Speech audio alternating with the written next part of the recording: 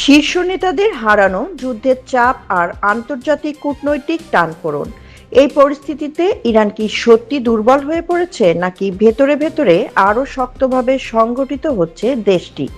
মার্কিন president Donald ট্রাম্পের দাবি ঘিরে তৈরি হয়েছে নতুন বিতর্ক। ইরানের সরকার মারাত্মকভাবে বিভক্ত। ডোনাল্ড ট্রাম্পের এমন দাবি আন্তর্জাতিক অঙ্গনে নতুন প্রশ্ন তুলেছে। হোয়াইট হাউস বলছে, শান্তি আলোচনায় ইরানের অনুপস্থিতি প্রমাণ করে নেতৃত্বের অস্থিরতা। তবে এই দাবির সঙ্গে একমত নন বিশ্লেষকরা। তাদের মতে যুদ্ধ পরিস্থিতি বরং ইরানের সিদ্ধান্ত গ্রহণ প্রক্রিয়াকে আরও কেন্দ্রীভূত করেছে। ছোট একটি নেতৃগোষ্ঠী এখন দ্রুত সিদ্ধান্ত নিচ্ছে এবং কৌশল নির্ধারণে আগের চেয়ে বেশি সমন্বিত।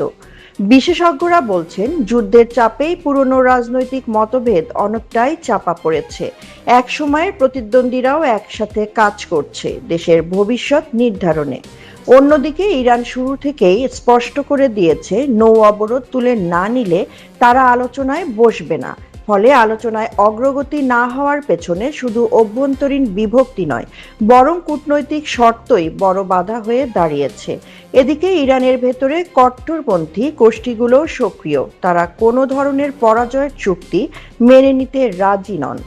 ফলে নেতৃত্বকে একদিকে আন্তর্জাতিক চাপ, অন্যদিকে অভ্যন্তরীণ রাজনীতির মধ্যে ভারসাম্য বজায় রাখতে হচ্ছে।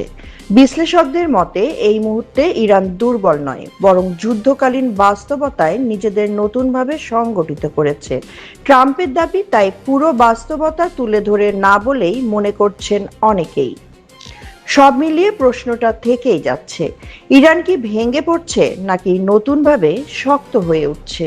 উত্তরটা নির্ভর করছে দৃষ্টিভঙ্গির ওপরই। সাদিয়া রহমান, আন্তর্জাতিক ডেস্ক, বার্তা বিচিত্রা।